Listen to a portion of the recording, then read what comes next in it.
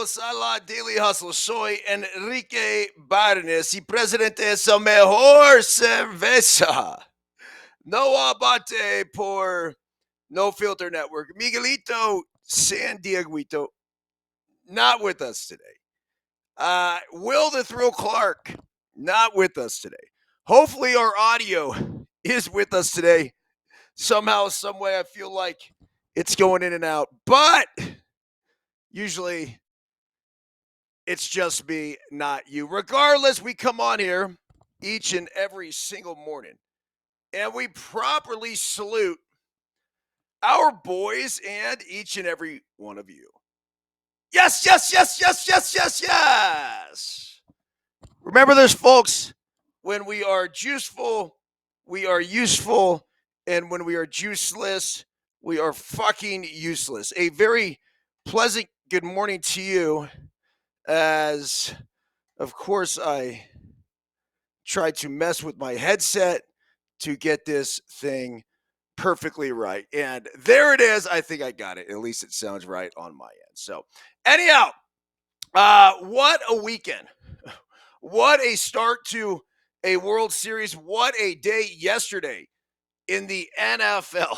The Jaden Daniels Hail Mary, one of the coolest things I've seen since, I don't know. I mean, you think of some of the all-time classics. There was the Doug Flutie one. There was the Billy White Shoes Johnson one. For those who remember that in the early 80s, one of my first memories in life. And then, of course, it was the one in Colorado. 6 seconds, 64 yards, down by 5 in Michigan. How do I remember all that? It was on the back of my t-shirt. My sister went to University of Colorado. She was a Buff. And another big win by the Buffs, by the way, but just an incredible weekend in sports, not to mention some pickleball exploits by myself out there in Folsom, played singles, played doubles, an awesome weekend tourney out at Lifetime Fitness, had some success, so that was pretty cool. Anyhow, let's get to today's Daily Hustle, but before we do, our title sponsor, Bet Online, the number one online gambling destination. Go to Bet Online for all the latest news, scores, odds, and predictions. Bet Online. You can get live lines. You got the NBA action firing. It's fantastic. You have the World Series tonight. You have Monday Night Football tonight. It just keeps coming at you. By the way, hockey's in full swing. And just in case you want more action as well, we all chase it. Go to the online casino where you have poker, blackjack.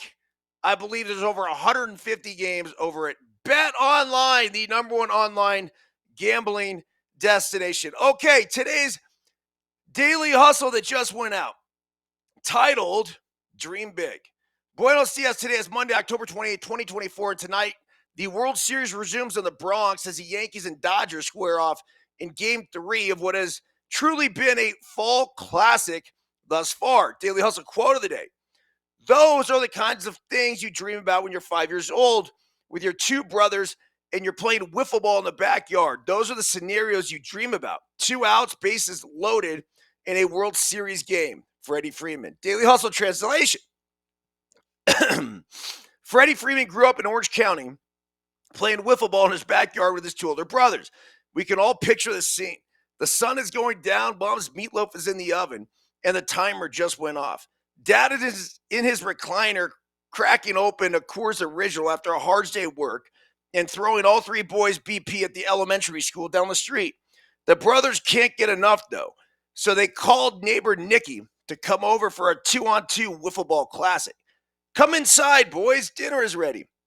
Make sure you wash your hands. Nikki, get home safely, and please tell your mom I'm baking a casserole for the PTA potluck tomorrow night.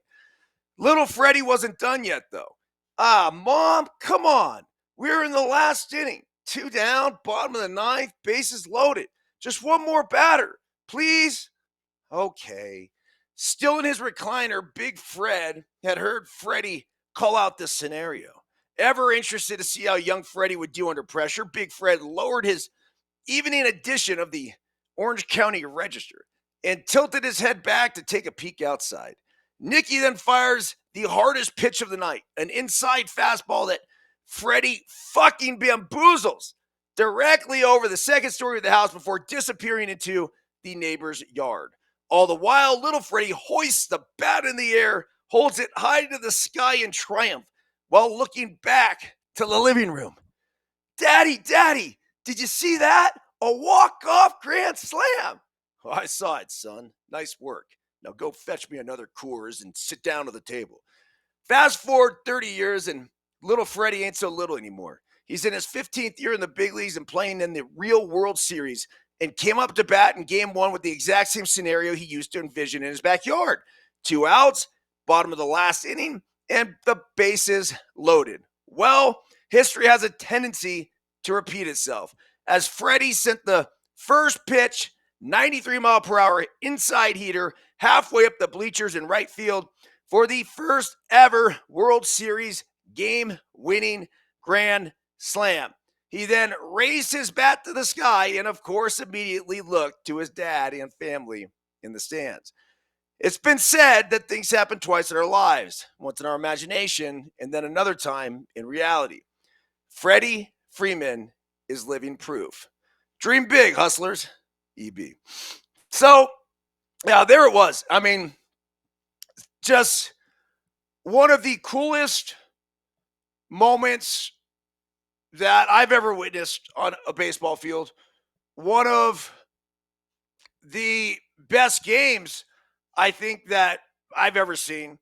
It certainly was filled with all sorts of little scenarios, and that's why I think we love baseball so much, because there's so much second guessing that's going to go down and take place no matter what, right? So Aaron Boone, Dave Roberts both made decisions through the course of the game that ultimately us couch managers are going to look at and think, well, would we have made the same decision? And through the course of a baseball game, there's so many moves and there's so many things that could happen. Now, there's also little plays within the game that were either executed or not executed that you're going to look back to. So no shortage of drama. The first one was pulling Garrett Cole after 88 pitches.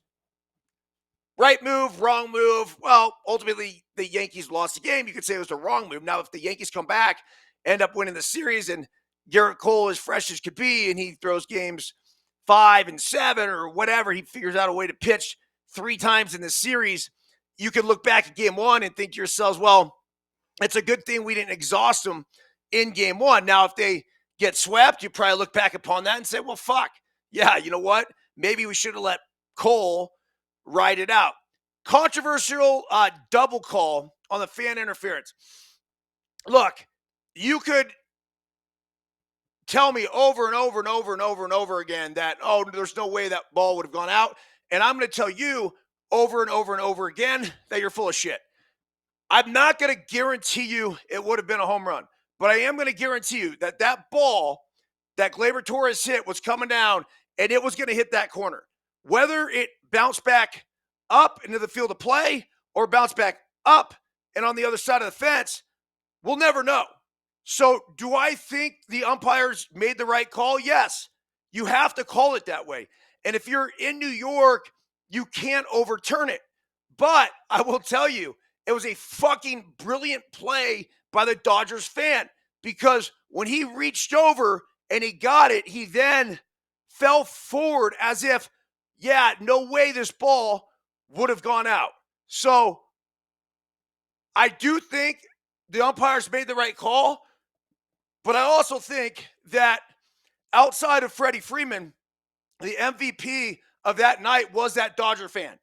Because had he not caught the ball, had he not fallen forward, if he got it and went like this, I think the umpire on the field probably doesn't say shit, does not call interference. They rule it a home run. They go back, they look at it, and they keep it a home run. So this was a huge play. Really, I don't think there's a ton of people talking about it. It was just like, oh, yeah, of course, that was a double. No fucking way. So That was the other one. Glaber's dog shit short hop at second base that allowed Otani to get the third, cost the Yankees a run. So you could also say cost the Yankees a game right there as well. And where's the pitcher in that scenario? Where's Anthony Rizzo if he was trailing? Now, I would have said Anthony Rizzo should have stayed home. You can make two arguments here because that was not a for sure double, right? They were trying to throw him out at second base. Ball was scorched off the wall by Otani.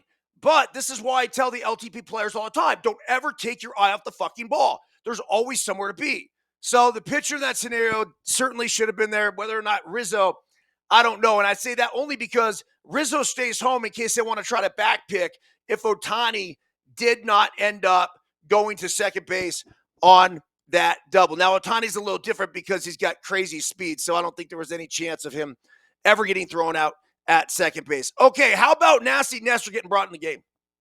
Yeah, that's Booney can say all he wants and say it looks good coming into coming into that. He hadn't pitched in a month. That's the bottom line. He hadn't pitched in a fucking month, so there's no way I would have put him in that scenario. It's setting him up for failure, but at the same time, when you're looking at it, he did get the first out. He got Otani out. They walked Betts, had one job to do, one job left, and it was Freddie Freeman. They wanted to go up and in, and they missed, and they went thigh high and in. Now, I said that night if they had gone up and in, there's a good chance they could have gotten the fly ball, and that would have been the ball game if Nestor had executed his pitch. Well, let's fast forward to game two because they did go up and in on Freddie Freeman, and he fucking bamboozled that ball out of the ballpark too. So my message now to Aaron Boone and the Yankees pitching staff, why the fuck are you going inside on Freddie Freeman? This guy's swing was built to hammer inside fastballs. He went on national television and he said, look, I look for the heater coming into me and the cutter going away. That's what I'm hunting. Hunt heater in. Well, they come in again. He's right here, pulls his hands in. This is very natural for him. This elbow clears. He comes here, slots it so he could take an inside fastball just off his hip and drill it. I don't know why they continue to go back in there over and over and over and over and over and over again. Terrible, terrible, terrible fucking idea. So going forward now in the Bronx tonight, learn your lesson. And learn your lesson. Who's hot, who's not. Those are the guys that you're going to want to attack, right?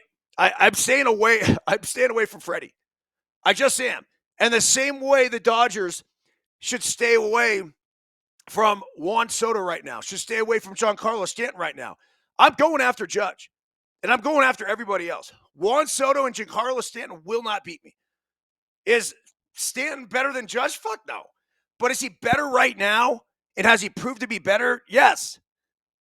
This is a very what have you done for me lately sort of game. And how about Tommy Edman? I mean, this guy, a double, a homer, a walk, making plays. Look, this guy should be running algorithms in front offices, not banging on the field. Like, this doesn't make any sense. He literally is that guy that I could see being a GM one day, yet he's a fucking World Series hero, NLCS MVP. What he's brought to the Dodgers has been everything. You're only as good as your weakest link. And if you would have looked at the Dodgers lineup, you could have made an argument that Tommy Edman might be the weakest link, say, going into the postseason in that lineup. Well, this dude has turned into a fucking savage. They've had him hitting as high as cleanup. He is legit. Just a great baseball player that can play anywhere. Just so huge, so instrumental in what he's doing. And I love the fact that the Stanford kid does not look the part. So, then the last thing, game two. Look, I saw the final score. It was 4-2 on my phone. And I'm like, oh, hey, how it ended. Well, I had no clue. I went back and watched it. And Jose Trevino, a friend of the Daily Hustle, a friend of the program, comes up to bat, pinch hitting with the bases loaded, down 2 in the ninth, like another dream sort of scenario like Freddie Freeman.